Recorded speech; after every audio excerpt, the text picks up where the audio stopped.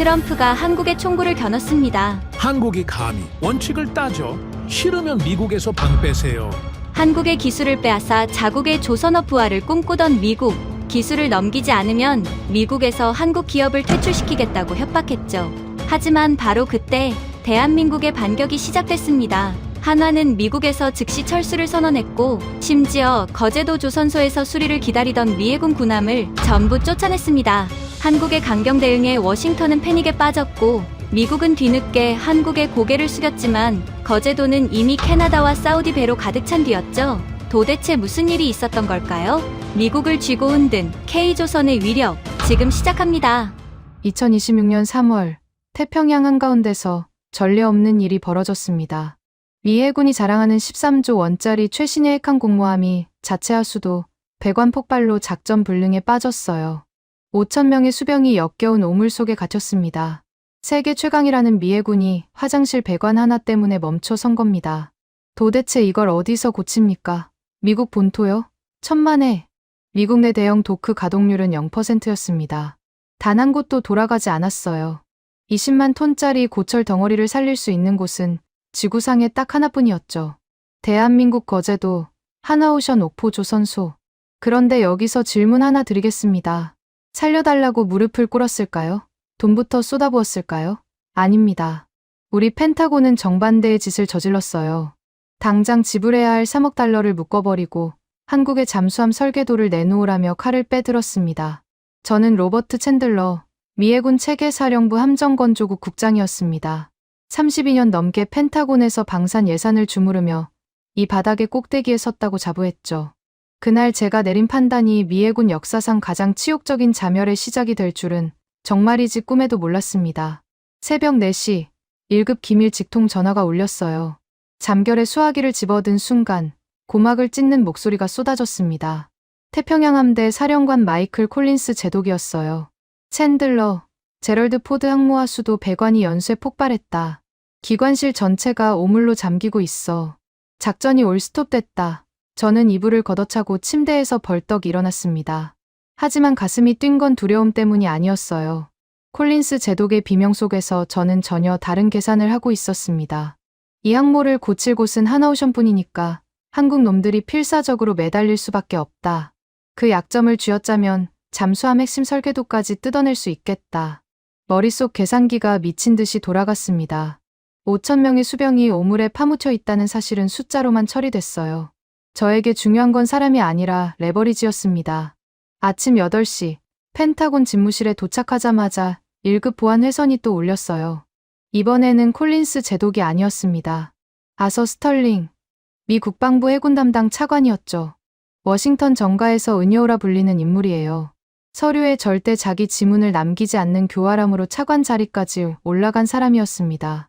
스털링 차관의 목소리는 놀라울 만큼 차분했어요. 챈들러, 포드함 거는 들었지. 급할수록 놈들 길을 꺾어야 해. 당장 쏴줘야 할 초기 대금 3억 달러를 묶어. 그리고 하나오션의 KSS-3 잠수함 설계도를 뜯어내. 저는 수화기를 쥔 손에 힘이 들어갔습니다. 차관이 직접 지시를 내린다는 건 그만큼 판이 크다는 뜻이었거든요. 차관님, 하나오션이 순순히 도면을 넘기겠습니까? 제 질문에 스털링 차관은 코웃음을 쳤어요. 순순히, 챈들러, 자네가 32년간 뭘 배운 거야? 항모를 고쳐줄 도크가 필요한 건 한국도 마찬가지야. 일감이 아쉬운 쪽이 무릎을 꿇게 되어 있어. 통화가 끊긴 뒤 저는 시가에 불을 붙였습니다. 연기를 길게 내뿜으며 창밖의 워싱턴 스카이라인을 내려다봤어요. 자신감이 차올랐습니다. 미 해군이 일감을 주겠다는데 감히 고분고분하지 않을 하청업체가 어디 있겠습니까? 오전 10시 저는 하나오션 특수선해양사업본부 구본장 총괄본부장에게 긴급 호출 명령을 보냈습니다. 펜타곤 지하 2층 대회의실로 오라는 통보였어요. 요청이 아니었습니다. 명령이었죠. 구본장이라는 이름은 방산업계에서 여러 번 들은 적이 있었어요. 감정이 없는 사람이라더군요. 협상 테이블에서 눈썹 한 번 까딱하지 않는다는 소문도 들었습니다. 하지만 저는 그런 평판에 별 감흥이 없었어요. 아무리 포커페이스를 유지해봤자 3억 달러를 묶어놓으면 이야기가 달라지니까요. 돈 앞에서 안 무너지는 인간은 없다고 32년 경험이 말해주고 있었습니다. 오후 2시 지하 대회의실 문이 열렸어요. 구본장 본부장이 들어왔습니다. 첫인상부터 묘했어요. 검은 정장에 넥타이 매듭 하나 흐트러짐 없이 걸어오는데 얼굴에 아무 표정이 없었습니다. 긴장도 없고 분노도 없고 불안도 없었어요. 마치 주간 업무 보고를 하러 온 사람처럼 담담했습니다. 옆에는 서류 가방을 든 수행원 한 명이 따라왔죠. 저는 다리를 꼬고 앉아 먼저 입을 열었습니다. 구 본부장, 바쁜 와중에 오느라 고생했소. 본론으로 들어가지. 일부러 반말에 가까운 톤을 썼어요. 상대에게 위계를 각인시키는 제 방식이었습니다. 구본장 본부장은 의자에 앉으며 고개를 살짝 끄덕였을 뿐 아무 말도 하지 않았어요. 저는 준비해둔 서류를 테이블 위로 밀었습니다. 미 의회 예산 재검토가 진행 중이오. 포드 함수리 관련 초기 대금 3억 달러는 의회 승인이 나올 때까지 지급을 보류하겠소. 구본장 본부장의 눈이 서류 위로 내려갔습니다. 하지만 표정은 변하지 않았어요. 손 하나 떨리지 않더군요. 저는 속으로 당황했지만 내색하지 않았습니다. 바로 두 번째 카드를 꺼냈어요. 그리고 하나 더. 저는 또 다른 서류 봉투를 밀어넣었습니다. 항모 수리용 도크를 계속 유지하고 싶다면 이 동의서에 서명해 주시오. 하나오션의 잠수함 도면 및 정비 노하우를 미해군에 무상 이전하겠다는 내용이오. 순간 회의실 공기가 바뀌었습니다. 구본장 본부장 옆에 앉은 수행원의 눈이 커졌어요. 하지만 구본장 본부장 자신은 달랐습니다. 동의서를 집어들고 첫 페이지부터 마지막 페이지까지 천천히 넘기더군요. 한 글자도 빠뜨리지 않겠다는 듯이. 저는 의자 등받이에 몸을 기대며 속으로 쾌재를 불렀습니다. 읽고 있다는 건 검토하고 있다는 뜻이니까요. 검토한다는 건 협상의 여지가 있다는 뜻이었습니다. 급한 건 하나오션 쪽도 마찬가지 아니겠소? 미해군 물량이 빠지면 도크가 노는 거니까. 제가 덧붙이자 구본장 본부장이 동의서에서 눈을 뗐어요. 처음으로 저를 똑바로 쳐다봤습니다. 그 눈빛에는 분노가 없었어요. 그게 더 기묘했습니다. 대신 그 안에는 서늘한 것이 있었어요.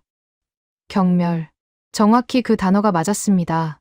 32년간 수많은 협상 테이블에서 온갖 표정을 읽어왔지만 그런 눈빛은 처음이었어요. 구본장 본부장은 동의서를 테이블 위에 내려놓았습니다. 서명하지 않았어요. 대신 안주머니에서 은장 만년필을 꺼냈습니다. 그리고는 가죽 수첩을 펼쳐 무언가를 적기 시작했어요. 제가 방금 한 말, 날짜, 시간. 만년필 끝이 가죽 위를 스치는 소리가 조용한 회의실에 또렷하게 울렸습니다. 사각, 사각, 사각. 저는 그 소리가 신경 쓰였지만 개의치 않는 척했어요. 기록하고 싶으면 하라지.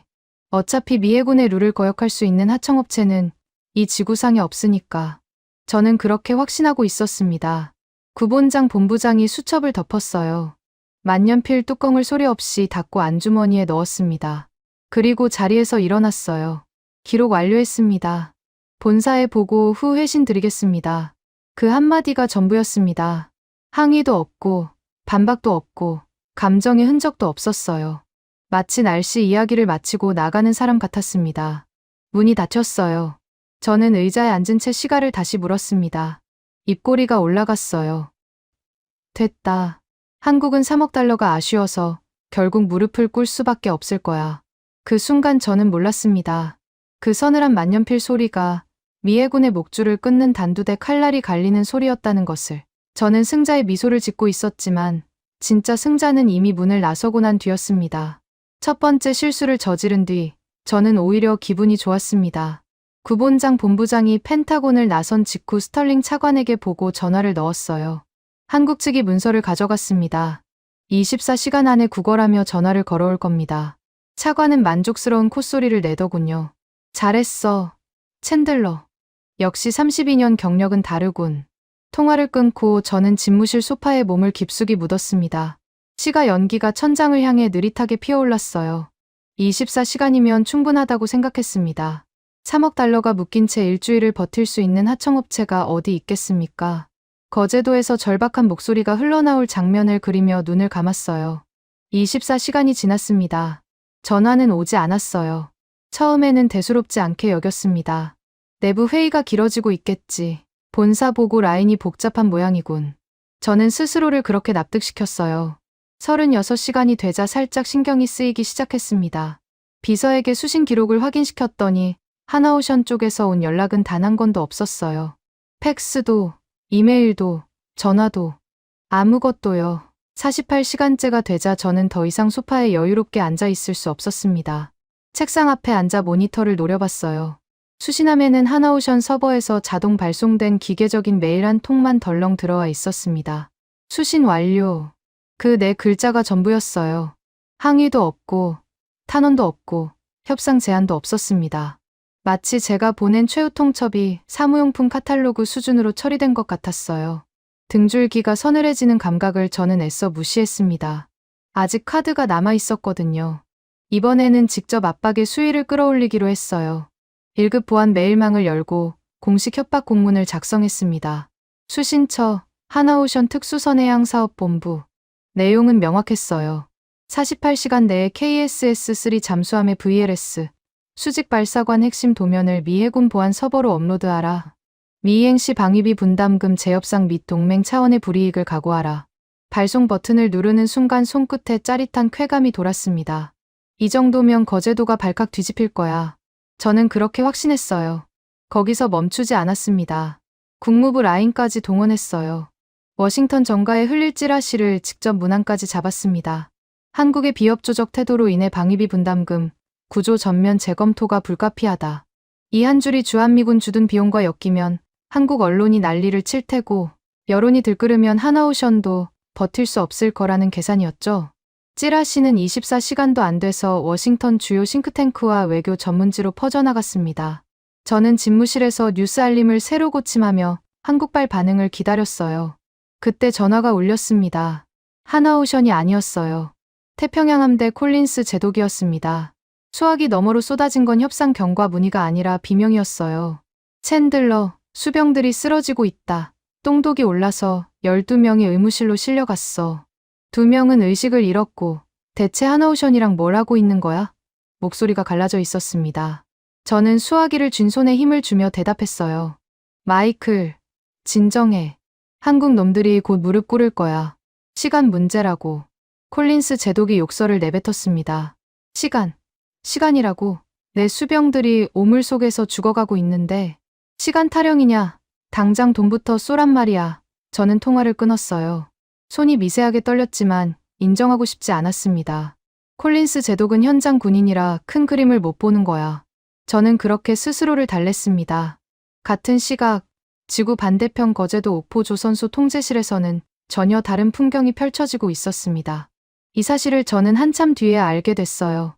구본장 본부장과 최동철 법무계약 감사처장이 나란히 긴 테이블 앞에 앉아 있었습니다.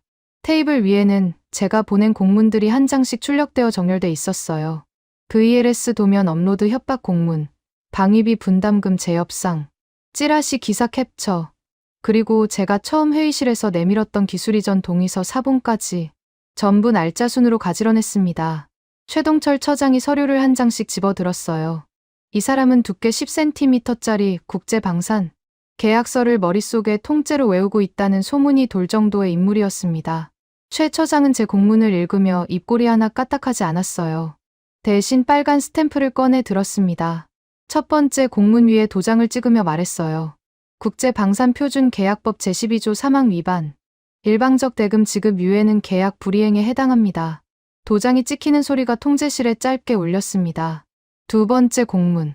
또 도장이 찍혔어요. 기밀 기술자료 무상 이전 요구. 동일 조항 위반 및 지식재산권 침해 소지. 세 번째 기사 캡처. 외교 채널을 통한 비공식 압박. 계약 외 부당 행위로 별도 문서화합니다.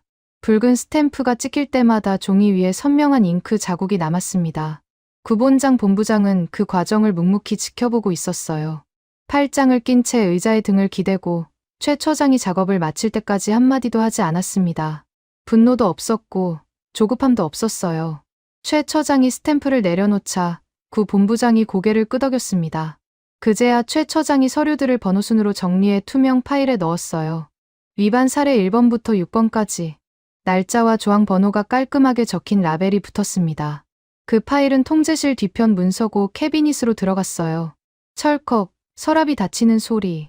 어떤 감정적 동요도 없이 위해군의 위반 기록이 차곡차곡 쌓여가고 있었습니다.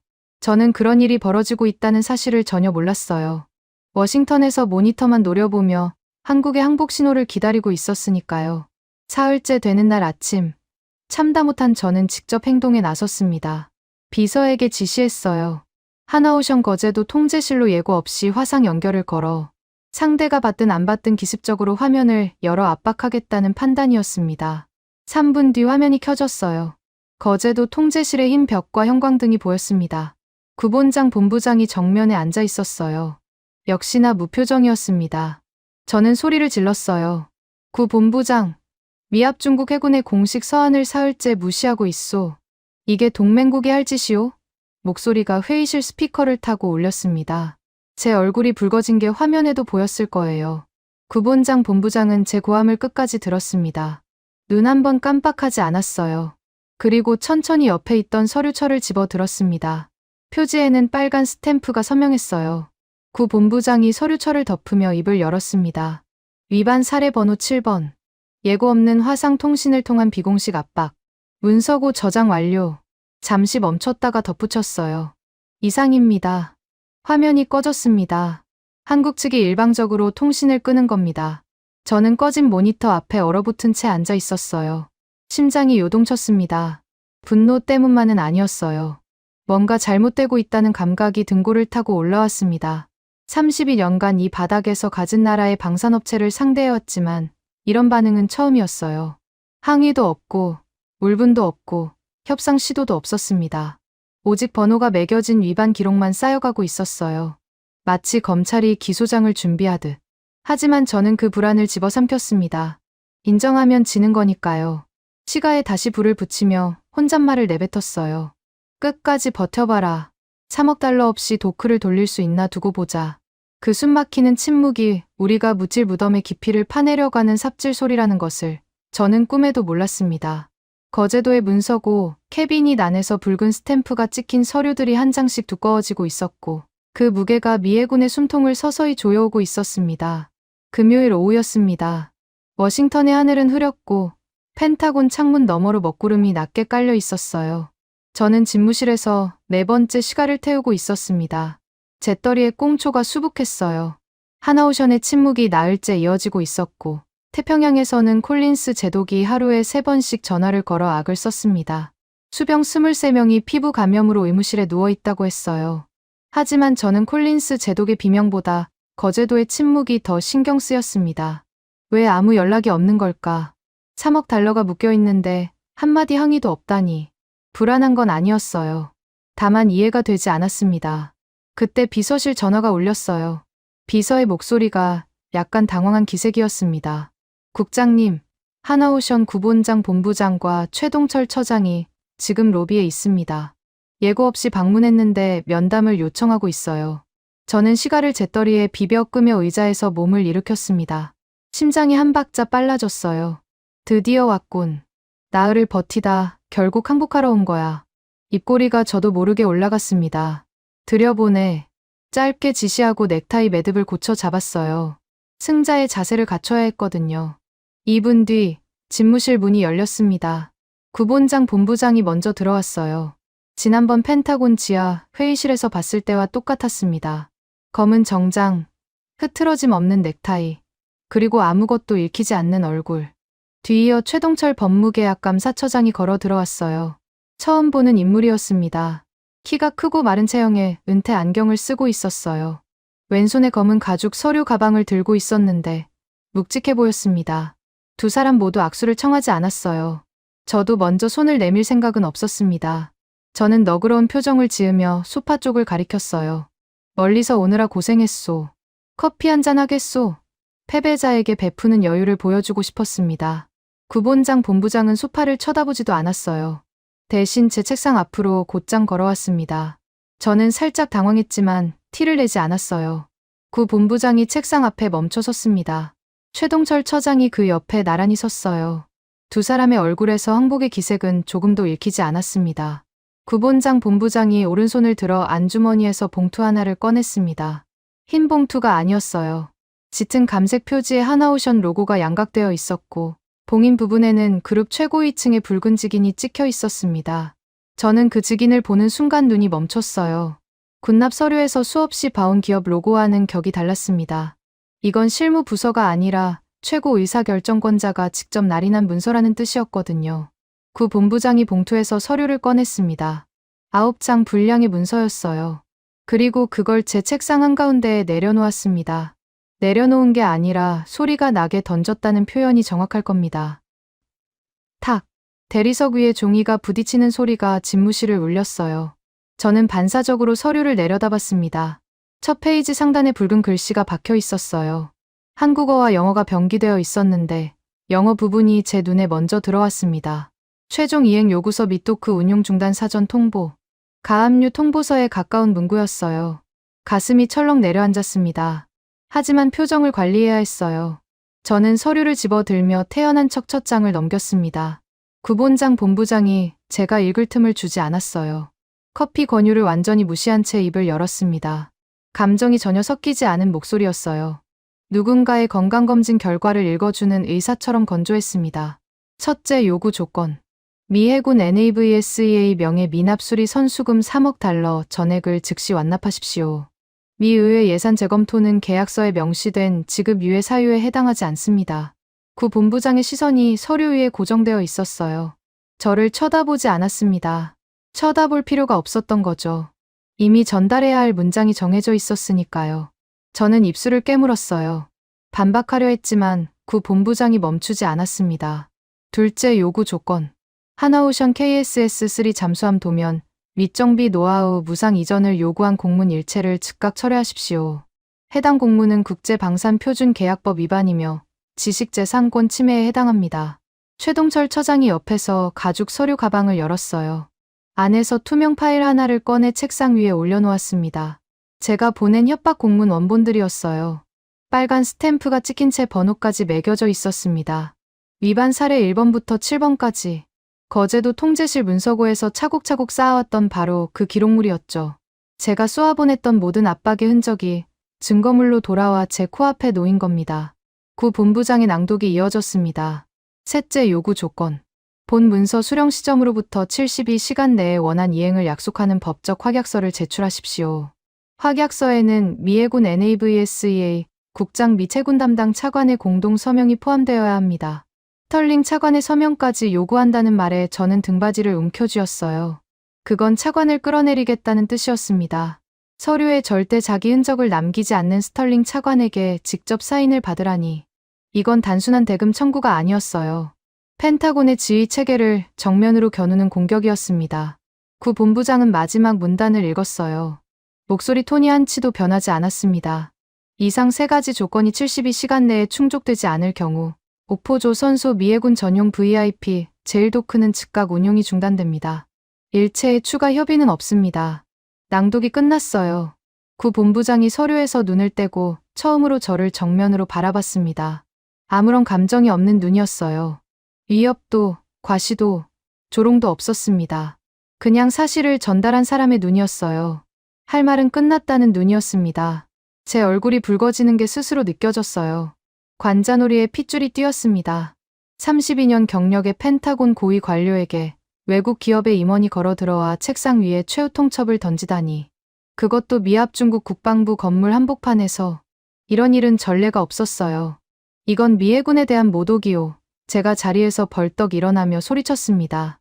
감히 펜타곤에 걸어 들어와서 칼을 들이대겠다고. 동맹이 뭔지 아시오? 구 본부장은 제 고함에 눈 한 번 깜빡하지 않았어요. 대신 안주머니에서 은장 만년필을 꺼냈습니다. 그 만년필. 나흘 전 지하 회의실에서 제 발언을 기록하던 바로 그 만년필이었어요.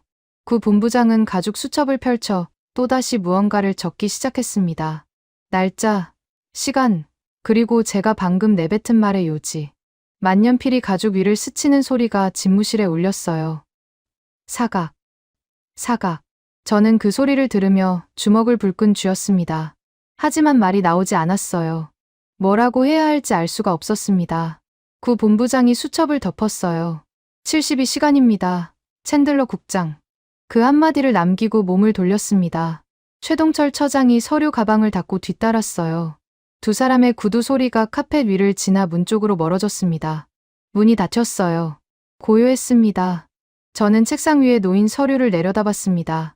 붉은 직인이 형광등 불빛 아래서 선명하게 빛나고 있었어요. 72시간. 그 숫자가 눈앞에서 깜빡이는 것 같았습니다. 제 손이 떨리고 있었어요. 분노 때문인지 아니면 다른 무언가 때문인지 구분이 되지 않았습니다. 대한민국 거제도에서 발송된 최후 통첩이 미합 중국 국방부의 심장부에 박혀 있었어요. 그리고 그 서류 위에 찍힌 데드라인의 시계는 이미 돌아가기 시작한 뒤였습니다. 저는 의자에 무너지듯 주저앉았어요. 수화기를 집어들었습니다. 스털링 차관에게 전화해야 했어요. 차관의 공동 서명을 요구하고 있다는 사실을 보고해야 했거든요. 하지만 차관의 반응이 어떨지 뻔했습니다. 서류에 자기 이름이 올라가는 걸 목숨보다 싫어하는 사람이에요. 번호를 누르는 손가락이 멈칫했습니다. 수화기를 든 채 한참을 그렇게 앉아 있었어요. 창밖으로 워싱턴의 먹구름이 더 짙어지고 있었습니다. 제 목을 조이는 보이지 않는 올가미가 한 칸 더 좁혀진 것을 그때는 간신히 느끼기 시작했을 뿐이었습니다. 데드라인 72시간 중 24시간이 이미 증발한 뒤였습니다. 남은 시간은 48시간. 저는 밤새 한숨도 자지 못했어요. 집무실 소파에서 뒤척이다 새벽에 일어나 서류를 다시 펼쳤습니다. 구본장 본부장이 던지고 간 최후 통첩서의 붉은 직인이 형광등 아래서 여전히 선명했어요. 3억 달러 즉시 완납, 기술이전 공문 철회, 차관 공동 서명 확약서. 3가지 조건 중 단 하나도 제 선에서 해결할 수 있는 게 없었습니다. 새벽 5시에 스털링 차관에게 전화를 걸었어요. 차관 공동 서명 요구 건을 보고해야 했거든요. 신호음이 6번 울린 뒤에야 수화기가 넘어갔습니다. 차관의 목소리는 잠에서 덜 깬 듯 낮았어요. 저는 상황을 요약해서 보고했습니다. 하나오션이 3억 달러 완납과 함께 차관님의 공동 서명이 들어간 확약서를 요구하고 있다고. 72시간 내에 불응하면 도크를 닫겠다고. 수화기 너머에서 긴 침묵이 흘렀어요. 그리고 스털링 차관이 입을 열었습니다. 챈들러. 내 서명? 내가 왜 거기에 이름을 올려야 하지? 목소리가 차가웠어요. 제가 대답하기도 전에 차관이 끊어 말했습니다. 자네가 시작한 일이야. 자네 선에서 조용히 처리해. 전화가 끊겼어요. 수화기를 내려놓는 손에 힘이 빠졌습니다. 예상한 대로였어요. 스털링 차관은 애초에 구두로만 지시를 내린 사람이었습니다. 결제는 묻고 기술을 뜯어내라는 명령을 내려놓고도 서류에는 자기 이니셜 한 획도 남기지 않았어요. 이제 와서 공동 서명을 하라니 그건 차관에게 스스로 독약을 마시라는 것과 같았습니다. 저는 혼자가 됐어요. 윗선은 등을 돌렸고 데드라인은 쉬지 않고 흘러가고 있었습니다. 하지만 포기할 수는 없었어요. 30여년간 쌓아올린 모든 것이 이 협상 테이블 위에 걸려 있었거든요. 저는 머리를 굴렸습니다.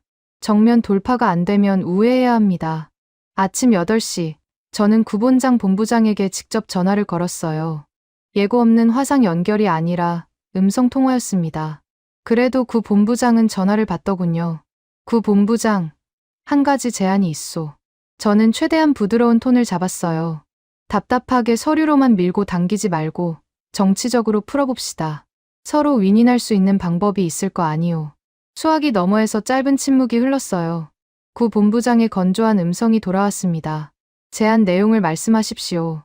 감정의 온도가 0도 아래였어요. 저는 준비해둔 카드를 꺼냈습니다. 3억 달러 현금 대신 현물로 정리하는 방안이오. 현재 미해군의 퇴역을 앞둔 타이콘대로 가급 순양함이 2척 있소. 이걸 하나오션에 넘기면 고철 가치만 해도 상당할 거요. 거기에 해체 과정에서 얻는 부품과 기술 데이터까지 덤으로 따라오니 3억 달러보다 나은 장사 아니겠소? 제 나름대로는 괜찮은 카드라고 생각했어요. 퇴역 예정 순양함은 어차피 고철로 팔아야 하는 물건이었거든요. 미해군 입장에서는 쓸모없는 짐을 떠넘기면서 3억 달러를 아끼는 셈이고 하나오션 입장에서는 희귀한 미해군 함정을 해체하며 뒤술 정보를 얻을 수 있으니 나쁘지 않은 거래라고 포장할 수 있었습니다. 적어도 제 머릿속에서는 그랬어요. 수화기 너머에서 종이 넘기는 소리가 들렸습니다. 구 본부장이 누군가에게 뭔가를 확인하는 듯한 짧은 한국어가 오갔어요. 2초 뒤 전혀 다른 목소리가 수화기를 타고 흘러나왔습니다. 낮고 정확한 발음이었어요. 최동철 법무계약 감사처장이었습니다. 챈들러 국장, 최동철입니다. 지금 말씀하신 제안에 대해 답변 드리겠습니다.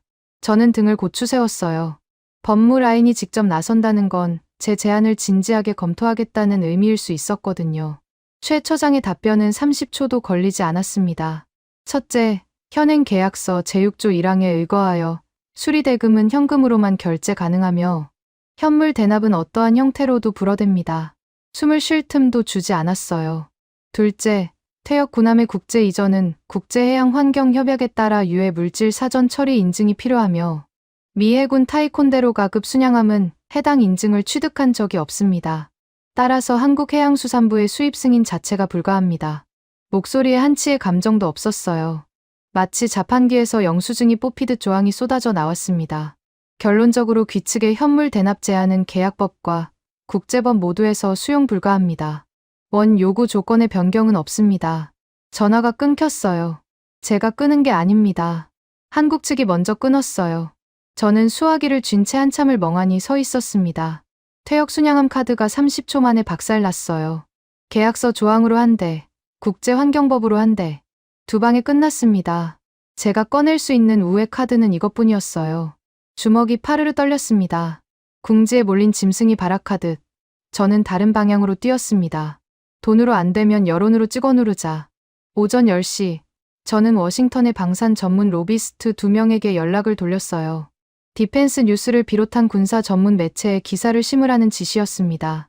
프레임은 정해져 있었어요. 하나오션의 비합리적 억지가 한미 동맹에 심각한 균열을 내고 있다.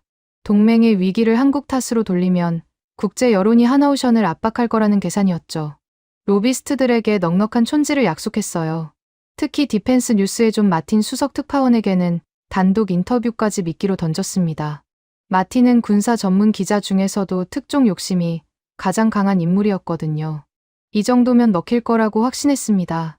오후 2시, 디펜스 뉴스 온라인판에 기사가 올라왔어요. 제목은 제가 원하는 프레임과는 살짝 달랐지만 방향은 맞았습니다. 한미 방산협력에 긴장감이 감돈다는 내용이었어요. 저는 기사 링크를 하나오션 쪽에 일부러 흘렸습니다. 국제 여론이 움직이기 시작했다는 신호를 보내고 싶었거든요. 이 정도 압박이면 구본장도 내부적으로 흔들릴 수밖에 없을 거야. 저는 그렇게 믿었어요. 하지만 제가 몰랐던 게 있었습니다. 존 마틴 기자는 제가 먹인 촌지와 프레임을 고분고분 받아 적는 사람이 아니었어요. 마틴은 제가 건넨 정보를 역추적하기 시작한 겁니다. 왜 펜타곤이 이렇게 필사적으로 한국을 매도하려 할까? 뭘 숨기고 있는 거지? 그 질문이 마틴의 기자 본능을 건드렸어요. 제가 눈치채지 못하는 사이 마틴은 펜타곤 내부의 항모화 수도, 고장 은폐 문건을 추적하고 있었습니다. 제가 쏘아 올린 화살이 부메랑이 되어 돌아오고 있다는 사실을 저는 까맣게 모르고 있었어요. 데드라인 24시간 전, 오후 4시였습니다. 비서가 메일 수신 알림을 들고 왔어요. 하나오션 발신이었습니다.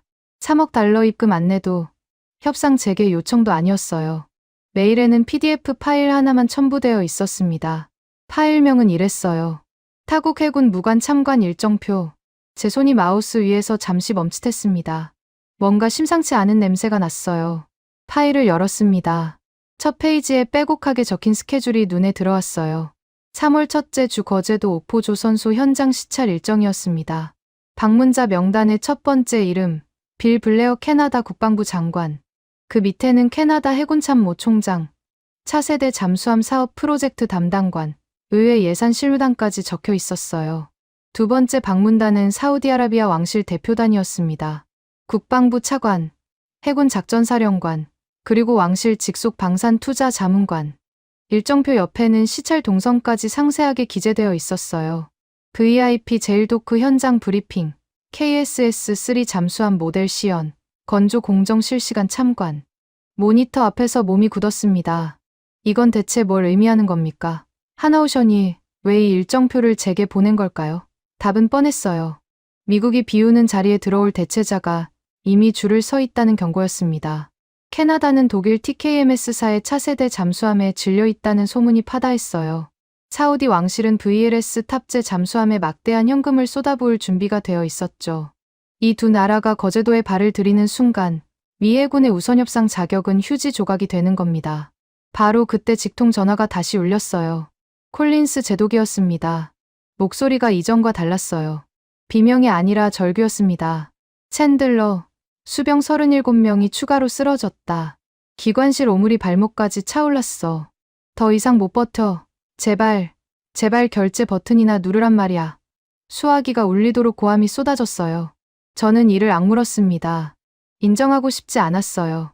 3억 달러를 순순히 내면 제가 시작한 갑질이 완전한 패배로 확정되는 거니까요. 스털링 차관은 모든 책임을 제게 돌릴 겁니다. 경력이 끝나는 거예요. 마이클, 24시간만 더 버텨. 한국이 마지막 순간에는 꼬리를 내릴 거야. 저는 그렇게 대답했습니다. 콜린스 제독이 수화기 너머에서 거친 숨을 몰아쉬더니 한마디를 내뱉었어요. 챈들러, 자네 미쳤어. 전화가 끊겼습니다. 집무실이 다시 고요해졌어요. 모니터에는 캐나다와 사우디 방문단의 일정표가 여전히 떠 있었습니다. 시계를 봤어요. 데드라인까지 남은 시간은 23시간 47분. 빨간 숫자가 한 초씩 줄어들고 있었습니다. 저는 여전히 하나오션이 마지막 순간에 물러설 거라고 믿고 있었어요. 아니, 믿는 게 아니라 그래야만 했습니다. 그 망상을 놓는 순간 제 32년이 통째로 무너지는 거였으니까요. 데드라인 당일이 밝았습니다. 아침 햇살이 펜타곤 창문을 비추고 있었지만 제 눈에는 아무것도 들어오지 않았어요. 밤새 소파에서 뒤척이다 새벽 4시에 포기하고 일어났습니다. 세수도 하지 않은 채 구겨진 셔츠 차림으로 책상 앞에 앉았어요. 넥타이는 어젯밤 어딘가에 벗어 던졌습니다. 모니터 한쪽에 띄워둔 카운트다운 시계가 잔인하게 돌아가고 있었어요. 남은 시간 3시간 27분. 3억 달러는 여전히 묶여 있었고 스털링 차관의 공동 서명은 받을 수 없었으며 기술 이전 공문 철회는 제 자존심이 허락하지 않았습니다. 새벽 내내 시뮬레이션을 돌렸어요. 어떻게든 하나오션의 최후 통첩을 무력화시킬 방법이 있을 거라고, 32년 경력이 해답을 내놓을 거라고 이를 악물었습니다. 하지만 머릿속에서 나오는 건 전부 막다른 골목이었어요. 현금은 의회 라인을 거쳐야 하니 3시간 안에는 불가능했고, 현물 대납은 이미 박살났고, 여론 공작은 좀 맡은 기자가 오히려 펜타곤 뒤통수를 노리고 있었습니다. 남은 카드가 없었어요. 그런데도 저는 마지막 한 가지를 붙들고 있었습니다. 블러핑. 화상 회의를 열고 미 의회의 위력을 들먹이며 시간을 더 끌어내는 수밖에 없었어요. 데드라인 1시간 전, 저는 비서에게 지시했습니다. 하나오션과 최종 화상 회의를 연결해. 비서가 잠시 머뭇거리더니 대답했어요. 국장님, 한국 측에서 회의 수락을 할지 확신이 없습니다. 지난번에 일방적으로 통신을 끊었으니까요. 저는 책상을 내리쳤어요. 닥치고 연결하라고 했잖아. 비서가 황급히 나갔습니다. 7분 뒤 화면이 켜졌어요. 하나오션이 회의를 수락한 겁니다. 저는 순간 의외라는 생각이 들었어요. 마지막 기회를 주겠다는 건가? 한 가닥 희망이 가슴 한쪽에서 피어올랐습니다. 화면 너머 거제도 회의실이 보였어요. 구본장 본부장이 정중앙에 앉아 있었고 오른쪽에 최동철 처장이 자리하고 있었습니다. 두 사람 모두 평소와 다름없는 무표정이었어요. 하지만 제 시선은 두 사람의 얼굴이 아니라 회의실 구석으로 끌려갔습니다. 화면 오른쪽 하단, 벽 근처에 회색 골판지, 박스 여러 개가 쌓여 있었어요. 박스 위에는 미해군 마크가 찍힌 서류 폴더들이 보였습니다. 미해군이 하나오션에 제공했던 항모 수리 관련 도면과 기술 문서들이었어요. 그 폴더들이 반출용 폐기박스에 담겨 있었습니다. 이미 정리가 끝나 있다는 뜻이었어요. 심장이 쿵 내려앉았습니다. 저걸 일부러 카메라에 잡히게 배치한 겁니까? 아니면 진짜로 미해군과의 모든 관계를 정리한 겁니까? 답은 둘 다였을 거예요. 어느 쪽이든 메시지는 명확했습니다. 우리는 준비가 끝났다. 당신들 없이도 아무 문제 없다. 저는 애써 미소를 만들었어요. 여유로운 척해야 했습니다. 블러핑은 표정 관리가 절반이니까요. 구 본부장, 이렇게 다시 얼굴을 보니 반갑소. 구 본부장은 대꾸하지 않았어요. 저는 기침을 한 번 하고 본론으로 들어갔습니다. 솔직히 말하겠소. 3억 달러는 미 의회 승인 절차상 즉시 지급이 물리적으로 불가능하오. 하지만 의회의 긴급 안건으로 상정할 수 있소. 2주 안에 승인이 날 거요. 그러니 데드라인을 7일만 연장합시다. 미합 중국 의회의 절차를 존중해달라는 합리적인 요청이오. 제가 말을 마치자마자 최동철 처장이 움직였어요. 아무 예고도 없이 의자 옆에 놓아둔 무언가를 두 손으로 집어 올렸습니다. 쿵. 책상 위에 올려놓은 건 두께가 10cm는 좋게 되어 보이는 묵직한 계약서, 원본이었어요. 국제방산표준계약서. 표지에 한형 병기된 제목이 카메라 렌즈를 통해 또렷하게 보였습니다.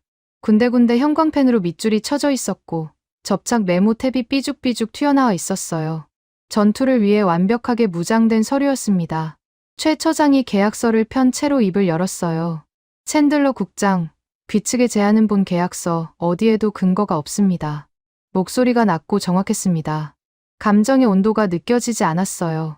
제8조 사망에 명시된 바와 같이 의회 승인 지연은 대금 지급 유예의 합법적 사유에 해당하지 않습니다.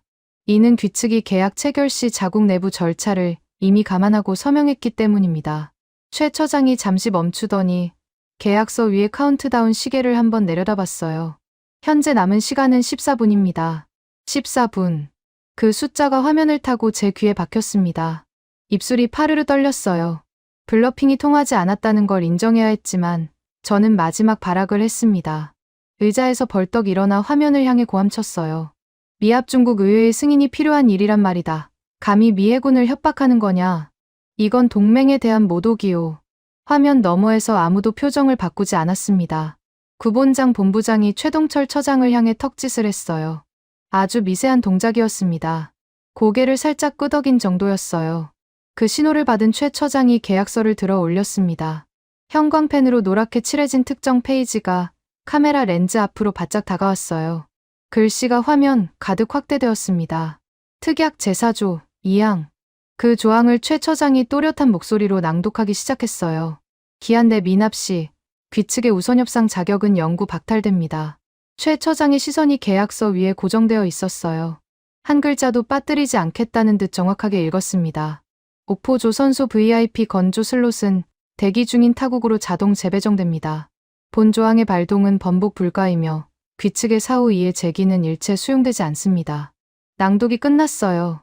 최 처장이 계약서를 내려놓으며 마지막 한마디를 덧붙였습니다. 남은 시간은 14분입니다.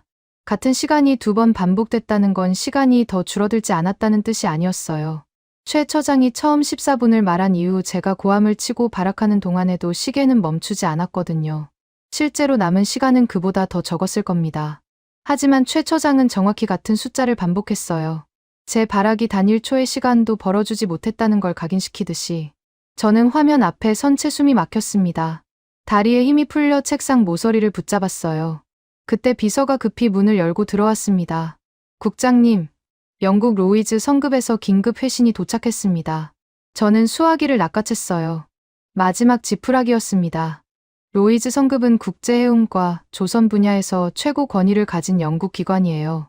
이 기관이 하나오션의 조항에 하자가 있다고 판정해주면 제 유일한 탈출구가 열리는 거였습니다. 법적 하자를 들어 데드라인 자체를 무효화시킬 수 있으니까요. 회신 문서를 펼쳤어요. 첫 문단에서 눈이 멈췄습니다. 로이즈 성급 법률자문실의 공식 견해였어요. 하나오션이 발동한 건조 슬롯 타국 자동 재배정 조항은 국제계약법상 완벽하게 합법이며 번복 불가합니다.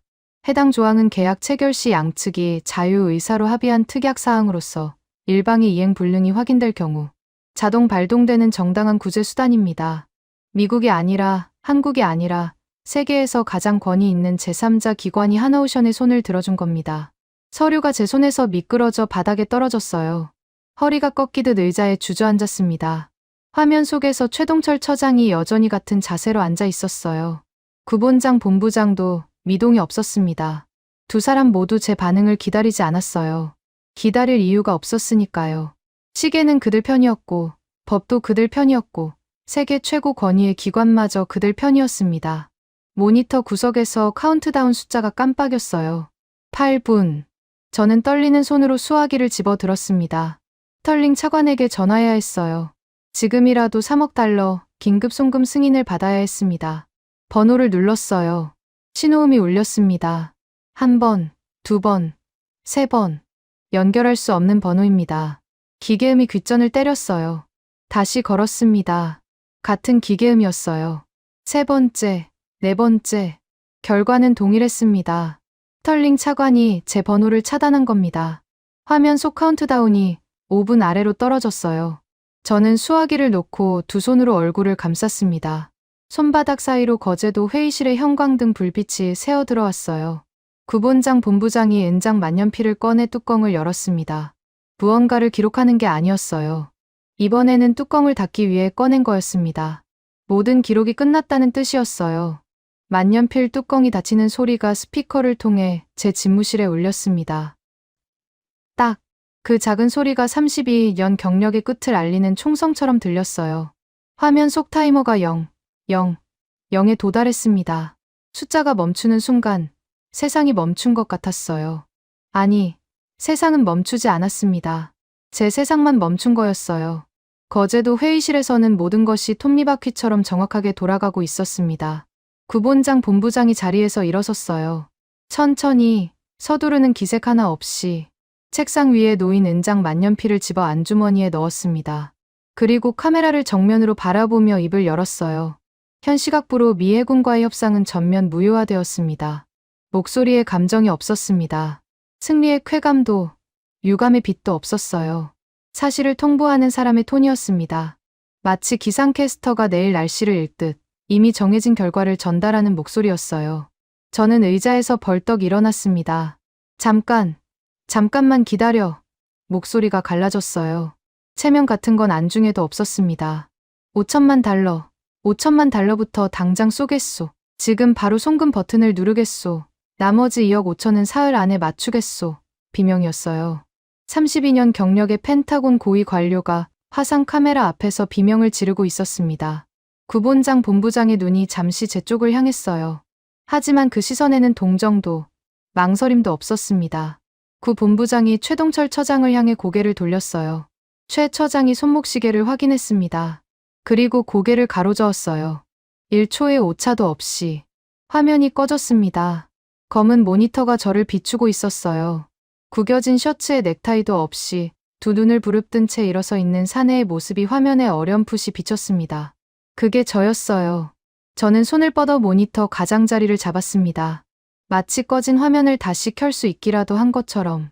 하지만 검은 화면은 돌아오지 않았어요. 한국 측이 일방적으로 시스템을 강제 종료한 겁니다. 그 순간부터 모든 것이 무너지기 시작했습니다. 비서실 전화가 미친 듯이 울렸어요. 비서가 창백한 얼굴로 뛰어 들어왔습니다. 국장님, 거제도에서 긴급 통보가 왔습니다. 옥포 조선소에 파견된 우리 인원 20명 전원의 출입증이 정지됐습니다. 저는 말을 잇지 못했어요. 사원증, 보안배지, 전산망 접속 권한까지 전부 차단됐다고 합니다. 현장 보안 요원들이 즉시 퇴거를 통보했다고요. 비서의 목소리가 떨리고 있었습니다. 거제도의 상황은 제가 워싱턴에서 상상할 수 있는 것보다 훨씬 신속하고 잔인하게 진행되고 있었어요. 이 사실을 저는 나중에 파견 인원들의 보고서를 통해 알게 됐습니다. 화상 시스템이 꺼지자마자 옥포 조선소의 보안 통제실에서는 일제히 출입카드 정지 명령이 내려갔어요. 미해군 파견단 20명의 이름이 화면에 한 줄씩 뜨더니 옆에 붉은 글씨로 무효가 찍혔습니다. 카드를 찍어도 게이트가 열리지 않았어요. 10분 전까지 자유롭게 드나들던 도크 출입구가 잠겼습니다. 파견단 책임자인 데릭 앤더슨 중령이 보안 데스크로 뛰어갔어요. 이게 무슨 짓이오? 우리는 미합 중국 해군 소속이오. 앤더슨 중령이 출입증을 내밀며 고함쳤지만 하나오션의 보안 요원은 무표정한 얼굴로 대답했습니다. 본사 지시에 따라 귀측 전원의 출입 권한이 정지되었습니다. 개인 소지품 수거 후 30분 내에 정문으로 퇴거해 주십시오. 그게 전부였어요. 항의도, 설명도, 사과도 없었습니다. 20명의 미해군 파견단은 짐도 제대로 챙기지 못한 채 보안 요원들의 안내를 받아 정문 밖으로 나와야 했어요. 도크 안에 남겨둔 뒤술 장비, 노트북, 개인 메모까지 전부 봉인 처리되었습니다. 앤더슨 중령이 항의하자 보안팀장이 서류 한 장을 내밀었어요. 잔류 물품 목록 확인서. 물건은 외교 채널을 통해 반환될 예정이니 서명하라는 내용이었습니다. 미합 중국 해군 장교에게 사인을 받아 내는 한국 기업의 보안 요원. 32년 전이라면 상상도 못할 장면이었을 겁니다. 워싱턴의 제 집무실로 돌아오겠습니다. 비서의 보고를 듣는 동안 저는 모니터 앞에 서 있었어요. 펜타곤 전산망에 접속해 거제도 도크 관련 시스템을 열었습니다. 화면이 뜨는데 평소보다 시간이 걸렸어요. 로딩바가 느릿느릿 채워지더니 결과가 나왔습니다. 거제도 도크 출입 권한이라는 항목 옆에 커다란 붉은 글씨가 박혀 있었어요. 접근 불가. 제 눈앞에서 실시간으로 권한이 박탈되고 있었습니다. 미해군 소속 전원의 전자 출입 코드가 하나씩 붉은색으로 바뀌었어요. 챈들러, R, W, 접근 불가, 앤더슨, D, T, 접근 불가. 이름들이 줄줄이 붉게 물들었습니다. 마치 명부에서 이름이 지워지는 것 같았어요. 화면 하단에 추가 알림이 떴습니다. VIP 제일도크 운용 상태 변경. 현재 상태, 셧다운. 그 두 글자가 눈에 박혔어요. 셧다운. 미해군 함정을 위해 24시간 가동되던 거대한 도크가 꺼졌습니다. 조명이 꺼지고, 크레인이 멈추고, 용접 불꽃이 사라졌을 거예요. 10만 톤급 핵항모를 품을 수 있는 지구상 유일한 도크가 문을 닫은 겁니다. 저는 수화기를 집어들었어요. 스털링 차관에게 전화해야 했습니다. 이건 제 선에서 처리할 수 있는 수준을 넘어섰어요. 번호를 눌렀습니다. 연결할 수 없는 번호입니다. 아까와 같은 기계음이었어요. 다시 걸었습니다. 같은 기계음. 세 번째, 네 번째, 다섯 번째. 손가락이 번호판을 미친 듯이 두들겼지만 결과는 바뀌지 않았어요. 스털링 차관은 이미 저를 버린 거였습니다. 서류에 자기 이름을 남기지 않는 사람답게 침몰하는 배에서 가장 먼저 빠져나간 거예요. 비서가 다시 문을 열었습니다. 국장님, 차관실에서 회신이 왔습니다. 문서로요. 비서가 종이 한 장을 내밀었어요. 스털링 차관실 발신, 챈들러 국장 수신. 내용은 세 줄이었습니다. 본건은 귀관의 소관 업무로서 차관실은 관여한 바 없음. 추후 경과 보고 시 서면으로만 제출할 것. 대면 보고 부려. 세 줄짜리 사용 선고였어요. 차관은 제가 혼자 시작한 일로 만들어버렸습니다. 구두 지시의 흔적은 어디에도 없었어요. 스털링 차관이 왜 서류에 절대 이니셜을 남기지 않는지 그 이유를 저는 그제야 뼈저리게 깨달았습니다. 수화기를 내려놓았어요. 의자에 앉지도 못하고 책상에 기댄 채 멍하니 서 있었습니다. 모니터에는 여전히 붉은 접근 불가 코드들이 줄지어 있었어요. 거제도의 조명은 꺼졌고 파견단은 쫓겨났고 차관은 꼬리를 잘랐습니다. 제가 쥐고 있다고 믿었던 칼자루가 실은 한국의 시퍼런 작두날이었어요. 내 손목은 이미 깨끗하게 잘려 나간 뒤였고 저는 잘린 줄도 모르고 칼을 흔들고 있었던 겁니다. 창밖으로 워싱턴의 오후 햇살이 비치고 있었어요. 펜타곤 주차장 너머로 성조기가 바람에 펄럭이는 게 보였습니다. 그 깃발 아래서 32년을 보냈어요. 이 건물의 대리석 복도를 가죽 구두로 걸으며 세계 최강의 군의 일원이라는 자부심을 한 번도 의심한 적이 없었습니다. 그런데 지금 이 순간 대한민국 경상남도 거제도의 한 조선소가 미해군의 코드를 붉은색으로 바꾸고 도크를 셧다운시켰어요. 항의할 곳도 없었습니다. 법도 그들 편이었고 계약도 그들 편이었고 세계 최고 권위의 영국 로이즈 성급마저 그들 편이었으니까요. 그때 비서실 전화가 한 번 더 울렸어요. 비서가 들어오기도 전에 제가 먼저 수화기를 집어들었습니다. 뭐야? 목소리가 거칠었어요. 비서가 더듬거리며 대답했습니다. 국장님, 거제도 현장에서 추가 보고가 왔는데요. 우리 파견단이 정문 밖으로 나가는 시점에 반대편 도로에서 검은 세단 행렬이 조선소 안으로 진입하는 게 목격됐다고 합니다. 저는 수화기를 쥔 손에 힘이 들어갔어요. 세단, 누구 차야? 비서가 잠시 침묵하더니 대답했습니다. 차량 번호와 깃발로 봐서 캐나다 대사관 소속 의전 차량으로 추정됩니다. 수화기를 놓았어요. 아니, 놓은 게 아니라 손에서 미끄러진 겁니다. 캐나다. 그 이름이 머릿속에서 울렸습니다. 하나오션이 보내온 타국 해군 무관 참관 일정표. 그 첫 번째 줄에 적혀있던 이름. 빌 블레어 캐나다 국방부 장관. 경고가 아니었어요. 예고였습니다. 미 해군 파견단이 쫓겨나가는 그 정문으로 기다렸다는 듯 캐나다가 밀려들어오고 있었어요. 제가 발로 걷어찬 자리를 주워 담으러 온 겁니다. 캐나다 국방부 장관이 거제도에 도착했다는 소식은 30분도 안 돼서 펜타곤 전체에 퍼졌습니다. 저만 모르고 있었던 게 아니었어요. 국방부 정보국, 국무부 동아시아 태평양국, 심지어 백악관 국가안보회의실까지 긴급 보고가 올라갔습니다. 하지만 가장 먼저, 가장 정확하게 상황을 파악한 곳은 다름 아닌 방산 전문 매체들이었어요. 제가 프레임을 먹이려 했던 바로 그 언론이었습니다. 비서가 태블릿을 들고 뛰어들어왔어요. 국장님, 제인스에서 긴급 속보가 나왔습니다. 제인스, 글로벌 방산 정보 분야에서 최고 권위를 인정받는 기관이에요. 이 기관의 속보는 전 세계 국방부와 방산업체의 의사결정에 직접 영향을 미칩니다. 비서가 화면을 보여줬어요. 속보 제목이 눈에 박혔습니다. 미 해군이 자만으로 놓친 하나오션의 골든 슬롯, 캐나다와 사우디아라비아가 60조 원 규모로 전격 인수. 글자 하나하나가 제 가슴에 못을 박았습니다. 기사 본문을 읽었어요. 빌 블레어 캐나다 국방부 장관이 직접 거제도 오포 조선소에 도착해 하나오션 구본장 본부장과 만났다는 내용이었습니다. 캐나다의 차세대 잠수함 사업 CPSP 계약이 전격 체결됐다고 했어요. 총액 60조 원. 캐나다 의회에서 1년 넘게 지지부진하던 특별 예산 승인이 미국이 쫓겨나 빈자리가 났다는 소식에 단 3시간 만에 초당적으로 통과됐다는 겁니다. 3시간. 1년을 끌던 예산안이 3시간 만에요. 미국이 걷어차고 나간 그 순간이 캐나다에게는 천재일호의 기회였던 겁니다. 저는 태블릿을 비서에게 돌려주지 못하고 손에 쥔 채 멍하니 서 있었어요. 비서가 조심스럽게 말을 이었습니다. 그리고요, 국장님. 블레어 장관이 현장에서 외신 기자회견을 열었습니다. 지금 실시간 중계되고 있어요. 저는 집무실 대형 모니터를 켰습니다. 화면에 거제도 오포 조선소 브리핑룸이 떠올랐어요. 수십 대의 카메라 플래시가 쉴 새 없이 터지고 있었습니다. 블레어 장관이 연단 앞에 서 있었어요. 키가 크고 어깨가 넓은 체구에 감색 정장 위로 캐나다 국기 배지가 빛나고 있었습니다. 왼쪽에는 구본장 본부장이 나란히 서 있었어요. 여전히 무표정이었습니다. 블레어 장관이 마이크를 잡았어요. 얼굴에 감추지 않는 미소가 번져 있었습니다. 승자의 표정이었어요. 하지만 그건 점잖은 승리의 미소가 아니었습니다. 미국의 오만함을 비웃는 미소였어요. 블레어 장관이 입을 열었습니다.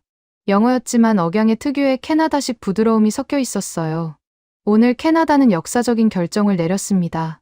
하나오션과 차세대 잠수함 사업 전면 계약을 체결했습니다. 카메라 플래시가 더 거세게 터졌어요. 오만한 미국이 걷어찬 골든타임을 캐나다가 60조 원 현찰로 완벽하게 선점했습니다. 그 문장이 나오는 순간 제 손이 리모컨 위에서 얼어붙었어요. 오만한 미국. 동맹국 국방장관이 전 세계 카메라 앞에서 미합 중국을 오만하다고 지칭한 겁니다. 그것도 미국이 방금 쫓겨난 바로 그 자리에서요. 블레어 장관의 발언이 이어졌어요. 캐나다 해군은 더 이상 종이 위의 잠수함에 국가의 운명을 맡기지 않을 겁니다.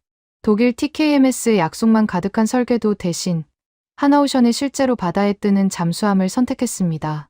기자석에서 웅성거리는 소리가 들렸어요. 독일 TKMS를 정면으로 겨냥한 발언이었거든요. 캐나다가 하나오션을 선택한 건 단순히 빈자리를 차지한 게 아니었습니다. 세계 방산 시장의 판도를 뒤흔드는 선언이었어요. 제 시선은 블레어 장관 옆에 서 있는 또 다른 일행에게로 옮겨갔습니다. 연단 오른쪽에 흰 가운을 두른 중동 복장의 사내 4명이 서 있었어요. 사우디아라비아 왕실 대표단이었습니다. 하나오션이 보내온 일정표의 두 번째 방문단. 이들은 블레어 장관의 기자회견이 끝나기도 전에 이미 자리를 잡고 있었어요. 손에는 서류 가방을 들고 있었고 표정은 진지했습니다. VLS 탑재 잠수함 선점을 위한 현장 계약을 대기하고 있는 게 분명했어요. 백지 수표를 들고 온 거였습니다. 블레어 장관이 구본장 본부장의 손을 덥석 잡았어요. 두 사람이 악수하는 장면을 카메라가 일제히 포착했습니다. 구 본부장의 표정이 처음으로 살짝 변했어요. 미소는 아니었습니다. 하지만 입술 끝이 아주 미세하게 올라간 것 같았어요. 아마 제 착각이었을 수도 있습니다. 화면으로는 확인하기 어려웠으니까요. 하지만 한 가지는 확실했어요. 구 본부장은 이 순간을 처음부터 설계하고 있었다는 겁니다. 미국이 갑질하는 동안 조용히 위반 사례를 쌓고 데드라인을 설정하고 대체 계약자를 줄 세워둔 거예요. 제가 시간을 태우며 승리를 확신하던 바로 그 시간에 기자회견이 끝나자 화면이 조선소 현장으로 전환됐어요. 저는 모니터에서 눈을 뗄 수가 없었습니다. 어제까지 미 해군 깃발이 걸려있던 VIP 제일도크 입구에 변화가 생겨 있었어요. 미국 국기가 내려가고 그 자리에 캐나다의 붉은 단풍잎 깃발이 올라가고 있었습니다. 바로 옆 깃대에는 사우디아라비아의 초록색 깃발이 바람에 펄럭이고 있었어요. 도크 출입구에는 새로운 보안 인원이 배치되어 있었고 게이트에는 캐나다 해군과 사우디 왕실 대표단의 출입 코드가 이미 등록되어 있었습니다. 독일도 가만히 있지 않았어요. 뒤늦게 상황을 파악한 독일 TKMS사 임원진이 허겁지겁 거제도로 로비를 시도했다는 보고가 들어왔습니다. 캐나다에 잠수함을 팔려고 수년간 공을 들여온 독일이 한순간에 계약을 빼앗긴 거니까요. 하지만 이미 늦었어요. 제일도크 입구에는 캐나다 국기가 꽂혀 있었고 독일 TKMS 관계자는 게이트 앞에서 발이 묶였습니다. 그들에게 돌아온 대답은 하나였어요. 현재 도크 일정이 모두 배정되어 외부 방문은 불가합니다. 저는 모니터 앞에 서 있었습니다. 다리에 힘이 빠져 있었어요. 거제도 도크에 펄럭이는 캐나다와 사우디의 깃발을 멍하니 바라보고 있었습니다. 내가 튕겨낸 공이었어요. 3억 달러를 묻고 기술을 뜯어내겠다며 제가 걷어찬 바로 그 공이 제 얼굴을 박살낸 뒤 캐나다라는 완벽한 대체자의 품으로 날아가 버렸습니다. 뒤돌아서 죽고 싶어도 이미 사라진 뒤였어요. 그때 모니터 하단에 알림 하나가 떴습니다. 미 해군 NAVSEA 긴급 공지. 저는 반사적으로 클릭했어요. 화면에 뜬 건 제가 보낸 입금 승인 요청의 처리 결과였습니다. 데드라인이 끝나기 직전 마지막 발악으로 5천만 달러 긴급 송금 버튼을 눌렀던 거예요. 비명을 지르며 화상회의에서 외쳤던 그 5천만 달러. 시스템이 입금 시도를 감지하고 하나오션 측 수신 계좌로 연결을 시도한 모양이었습니다. 하지만 화면에 뜬 결과는 이랬어요. 대상 슬롯 영구 소멸. 거래 대상 없음. 처리 불가. 영구 소멸. 그 두 글자가 제 망막에 타들어갔어요. 슬롯이 사라졌습니다. 미 해군이 하나오션에서 가지고 있던 우선협상 자격, VIP 도크 사용권, 모든 것이 영구적으로 소멸된 겁니다. 돈을 아무리 쏟아부어도 살 수 없는 것이 되어버렸어요. 계약서 특약 제4조 2항, 최동철 처장이 형광펜으로 밑줄 그어 카메라 앞에 들이밀었던 바로 그 조항이 정확하게 발동한 거였습니다. 번복 불가, 사후 이해 제기 불가. 저는 키보드 위에 두 손을 올려놓은 채 움직이지 못했어요. 입금 버튼을 다시 눌러봤습니다. 같은 메시지가 떴어요. 대상 슬롯 영구 소멸. 세 번째, 네 번째. 미친 사람처럼 버튼을 연타했지만 결과는 달라지지 않았습니다. 시스템은 제 요청을 받아들이지 않았어요. 더 이상 받아들일 대상 자체가 존재하지 않았으니까요. 의자가 뒤로 밀렸습니다. 저는 두 손으로 얼굴을 감싸며 책상에 이마를 박았어요. 시가 냄새가 배어있는 책상 표면이 차갑게 느껴졌습니다. 32년이었어요. 이 건물에서, 이 책상에서, 이 의자에서 32년을 보냈습니다. 세계 최강 미 해군의 함정 건조를 관장하는 자리라고 자부했어요. 그런데 그 32년의 무게가 지금 이 순간 대한민국 거제도의 조선소 하나에 의해 산산조각 나고 있었습니다. 원칙이라는 단 두 글자로. 창밖에서 바람 소리가 들렸어요. 워싱턴의 저녁 하늘이 붉게 물들고 있었습니다. 제 집무실 모니터에는 거제도 도크에 펄럭이는 캐나다 국기가 여전히 떠 있었고 그 옆에서 사우디 왕실 대표단이 계약서에 사인하는 장면이 실시간으로 흘러나오고 있었습니다. 저는 그 화면을 끌 수가 없었어요. 눈을 감을 수도 없었습니다. 제가 만든 재앙의 크기를 끝까지 직시해야 한다는 걸 그때 처음으로 깨달았으니까요. 2026년 3월 6일 아침이었습니다. 전날 밤 집무실 소파에서 기절하듯 잠들었다가 비서의 노크 소리에 눈을 떴어요. 몸이 천근만근이었습니다. 눈을 뜨자마자 첫 번째로 본 건 모니터 위의 날짜였어요. 3월 6일. 어제의 악몽이 현실이었다는 걸 확인하는데 3초가 걸렸습니다. 비서가 문을 열고 들어왔어요. 얼굴이 하얗게 질려 있었습니다. 평소에 표정 관리가 철저한 비서였는데 그날은 입술이 떨리고 있었어요. 국장님, 디펜스 뉴스 일면을 보셔야 합니다.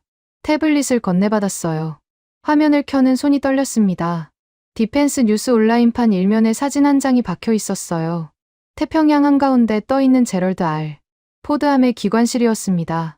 사진 속 기관실 바닥에는 역겨운 갈색 오물이 발목 높이까지 차올라 있었어요. 배관이 터진 천장에서는 녹물이 줄줄 흘러내리고 있었고 벽면에는 검은 곰팡이가 피어 있었습니다. 사진 한 장에 담긴 정보만으로도 충분했어요. 13조 원짜리 미합 중국의 최신의 핵항공모함이 자체화 수도 문제로 오물에 잠겨 썩어가고 있다는 사실이 온 세계에 공개된 겁니다. 기사 제목을 읽었어요. 존 마틴이라는 이름이 기자 서명란에 박혀 있었습니다. 제가 촌지를 먹이고 프레임을 씌우려 했던 바로 그 기자였어요. 마틴은 제가 건넨 항공 매도 프레임을 한 글자도 쓰지 않았습니다. 대신 펜타곤 내부의 항모화 수도 고장 은폐 문건을 파헤쳐 일면에 터뜨린 거였어요. 기사는 미 해군 수뇌부가 포드함의 배관 결함을 수개월 전부터 인지하고도 예산 문제로 수리를 미뤄왔다는 내부 문건을 인용하고 있었습니다. 그리고 그 예산을 관할하는 부서가 어디인지도 명확히 짚었어요. 미 해군 체계사령부 함정건조국. 제 부서였습니다.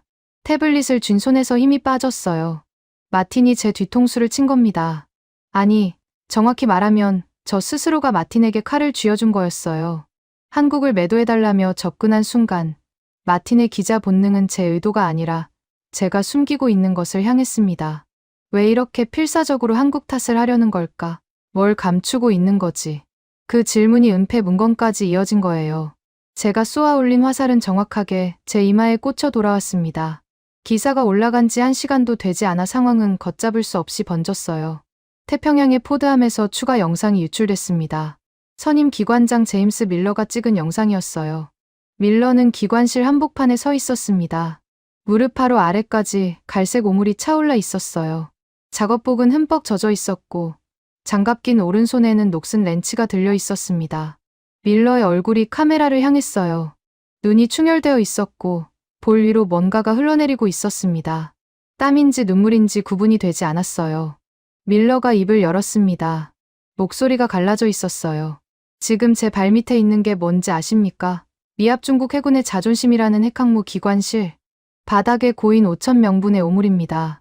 밀러가 렌치를 든 손으로 주변을 가리켰어요. 배관이 터진 지 열흘이 넘었습니다. 수병들이 악취 때문에 쓰러지고 피부에 발진이 올라오고 의무실은 환자로 넘치고 있어요. 밀러의 목소리가 점점 높아졌습니다. 이걸 고칠 수 있는 도크는 한국에 하나 있었어요. 딱 하나. 그런데 워싱턴에 누군가가 돈을 아끼고 기술을 뜯어내겠다고 그 도크를 걷어찼습니다. 밀러의 눈에서 확실하게 눈물이 흘러내렸어요. 챈들러 국장님의 그 잘난 엘리트 팬데 놀림이 우리 5,000명의 수병들을 태평양 똥물 속에 생매장시켰습니다. 영상이 끝났어요. 저는 태블릿을 책상 위에 내려놓았습니다. 손바닥이 땀으로 젖어 있었어요. 엘리트 팬데 놀림. 밀러의 그 한마디가 귓전에서 떠나지 않았습니다. 현장에서 렌치를 쥐고 오물과 싸우는 사람의 입에서 나온 말이었어요. 저는 32년간 현장에서 용접봉 한 번 잡아본 적이 없었습니다. 서류에 사인하고 시가를 태우고 예산을 주무르는 게 제 일이었어요. 그 서류 노름이 5,000명을 오물 속에 파묻었다는 걸 밀러가 세상 앞에 고발한 겁니다. 오전 10시 미상원 국방위원회 긴급 청문회가 소집됐어요. 디펜스 뉴스 기사와 밀러의 영상이 터지자 의회가 발칵 뒤집힌 겁니다. 청문회장에 가장 먼저 증인석에 선 사람은 마이클 콜린스 제독이었습니다. 태평양 함대 사령관의 정복 차림이었어요. 어깨의 별이 조명 아래서 빛났지만 얼굴에는 분노가 서려 있었습니다. 콜린스 제독이 마이크 앞에 앉자 위원장이 질문했어요. 제독, 포드함 사태의 직접적 원인이 무엇이라고 판단하십니까? 콜린스 제독이 자리에서 몸을 앞으로 기울였어요. 그리고 카메라를 똑바로 바라보며 입을 열었습니다. 위원장님, 포드함의 배관 결함은 수개월 전부터 보고된 사안입니다. 즉시 수리가 필요했고 그것이 가능한 곳은 한국 하나오션의 오포 조선소뿐이었습니다. 콜린스 제독이 잠시 숨을 들이쉬었어요. 저는 수차례에 걸쳐 함정건조국 챈들러 국장에게 하나오션과 정상적으로 협력하고 대금을 즉시 지급할 것을 요청했습니다. 매번 거부당했어요. 제독의 목소리가 높아졌습니다. 챈들러 국장은 수리 대금을 묶어두고 한국의 잠수함 핵심 기술을 뜯어내겠다며 종이 쪼가리로 꼼수를 부렸습니다. 제 경고를 무시하고 현장의 비명을 무시하고 결국 우리 자랑스러운 13조 원짜리 핵항모를 똥물 덩어리로 만들었습니다. 콜린스 제독이 증인석에서 손가락을 들어 카메라 너머를 가리켰어요. 그 손가락은 펜타곤을 향하고 있었습니다. 정확히 말하면 제 집무실을 향하고 있었어요. 제독의 증언이 끝나자마자 청문회장 분위기가 얼어붙었어요. 상원의원들이 웅성거렸습니다. 그때 청문회장 뒷문이 열리더니 한 사람이 들어왔어요. 아서 M. 스털링 미 국방부 해군 담당 차관이었습니다. 은퇴 안경을 고쳤으며 증인석으로 걸어오는 모습이 모니터에 잡혔어요. 정장은 완벽했고 넥타이 매듭은 흐트러짐이 없었습니다. 제가 밤새 구겨진 셔츠 차림으로 소파에서 기절해 있던 동안 이 사람은 빈틈없이 준비를 마치고 온 거였어요. 스털링 차관이 마이크 앞에 앉았습니다. 위원장이 질문했어요. 차관, 챈들러 국장의 하나오션 압박 지시에 대해 알고 있었습니까? 스털링 차관이 안경 너머로 위원장을 바라봤어요. 뻔뻔한 표정이었습니다. 당황한 기색이 단 1mm도 없었어요. 위원장님, 이 모든 참사는 전적으로 챈들러 국장 개인의 독단적이고 무능한 협상 방식에서 비롯된 것입니다. 차관의 목소리는 차분하고 단호했어요. 차관실은 해당 건에 대해 구체적 지시를 내린 바 없으며 챈들러 국장이 독자적으로 판단하여 대금 지급을 유예하고 뒤술 이전을 요구한 것으로 파악하고 있습니다. 거짓말이었어요. 새벽에 직접 전화를 걸어 결제는 묻고 기술을 뜯어내라고 지시한 사람이 저 자리에 앉아 있었습니다. 하지만 증거가 없었어요. 스털링 차관은 서류에 단 한 획도 남기지 않았거든요. 전화 기록? 1급 보안 회선은 녹음되지 않습니다. 즉각 파면하겠습니다. 스털링 차관이 마이크를 향해 선언했어요. 완벽한 꼬리 자르기였습니다. 32년간 충성한 부하를 공개 석상에서 단칼에 잘라내는 데 1초의 망설임도 없었어요. 청문회장에서 플래시가 터졌습니다. 내일 아침 신문 일면이 결정되는 순간이었어요. 그로부터 1시간 뒤 펜타곤 보안 요원 2명이 제 집무실 문을 열고 들어왔습니다. 노크 없이요. 챈들러 국장, 즉시 퇴거 명령이 하달되었습니다. 개인 소지품만 가져가십시오. 보안 요원이 감정 없는 목소리로 통보했어요. 하나오션의 보안 요원이 거제도에서 미 해군 파견단에게 했던 것과 똑같은 톤이었습니다. 한 요원이 제 책상 위에 명패를 집어들었어요. 로버트 W. 챈들러, 미 해군 체계사령부 함정건조국 국장. 그 명패가 뜯기는 소리가 났습니다. 32년간 제 이름이 새겨져 있던 자리에 먼지 자국만 남았어요. 보안 요원들이 서랍을 열고 제 개인 물품을 종이박스에 거칠게 처박았습니다. 가족사진, 해군협회 기념 메달, 낡은 수첩. 32년의 흔적이 한 개의 종이박스에 담겼어요. 시각 케이스는 빈 채로 서랍 안에 남았습니다. 마지막 한 대는 어젯밤에 이미 태웠거든요. 보안 요원들이 나간 뒤 저는 텅 빈 책상 앞 바닥에 주저앉았습니다. 무릎에 힘이 없었어요. 카펫 위에 앉아 고개를 들었습니다. 창밖으로 성조기가 보였어요. 워싱턴의 저녁 바람에 펄럭이고 있었습니다. 그 깃발 아래서 32년을 보냈어요. 세계 최강 미해군이라는 이름을 등에 업고 어떤 나라든 어떤 기업이든 고개 숙이게 만들 수 있다고 믿었습니다. 목에서 신음이 새어나왔어요. 우리가 호구였다. 텅 빈 집무실에 제 목소리만 울렸습니다. 하나오션의 그 차가운 원칙을 걷어찬 순간 미 해군의 위대한 패권도 저 태평양 똥물 속에 영원히 가라앉아 버렸다. 아무도 듣는 사람이 없었어요. 성조기만 바람에 펄럭이고 있었습니다. 종이박스 하나를 안고 이 건물을 나서야 할 시간이 다가오고 있었어요. 32년의 끝이 이렇게 오는 거였습니다. 지금까지 여러분의 영원한 말동무, 감동을 더하다 였습니다. 세계를 놀라게 한 대한민국. 다음 영상에서도 계속됩니다. 좋은 하루 되세요.